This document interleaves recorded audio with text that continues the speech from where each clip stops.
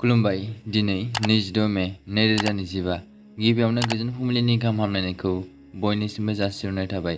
रासिफोरखौ फरायनायनि सिगां आंनिफ्राय आनान गसाइनिसिम आरज खालामनाय जायोदि दिनैनि साना बुहुमनि साफ्रोमबो सुबुंफोरनि थाखाय गाहामैनो गाहाम बारलांनो हायो।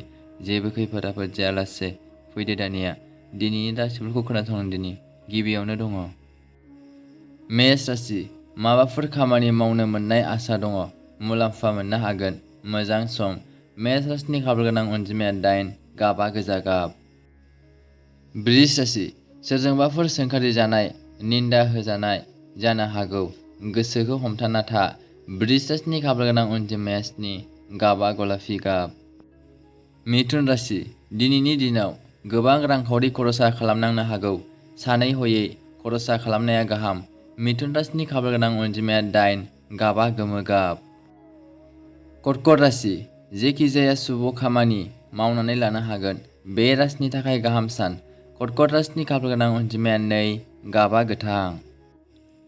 सिंह राशि। देहाफ्राव जोखोमफोर मोनबाय बायनो हागौ। जेरैबो सांग्रां जाना थानांगोन। सिंह राशिनि खाफाल गोनां अनजिमाया 5।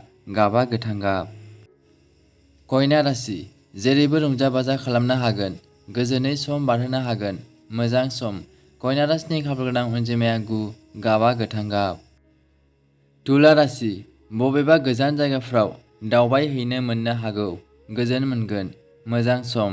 तुला राशिनि खाफाल गोनां अनजिमाया 9। गाबा गोथां गाब। वृश्चिक राशि। माबाफोर बरना बरसि मोनबाय बायनो हागौ। जेरैबो सांग्रां जानानै थानांगोन। वृश्चिक राशिनि खाफाल गोनां अनजिमाया 6। गाबा गोसोम गाब।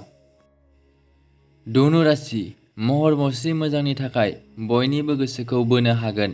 दिनैनि दिना मोजां सम। धनु राशिनि खाफाल गोनां अनजिमाया 2। गाबा गोथां गाब। मकर राशि। माखौबा लानानै गोसोआव गोजोन गैयै मोननो हागौ। गोसोखौ हमथा।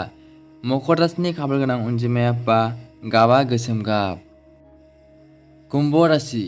सोरबा आंगो लोगोजों सोमोन्दो गावस्रालायनाय जानो हागौ। जेखि जाया गोसोखौ हमथा। कुम्भ राशिनि खाफाल गोनां अनजिमाया 6। गाबा गोथां गाब। मीन राशि।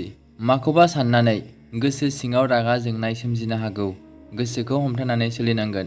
मीन राशिनि खाफाल गोनां अनजिमाया 1। गाबा गोमो गाब। दिनैनि राशिफोरनि एसेनोसै। गोजोन्थों।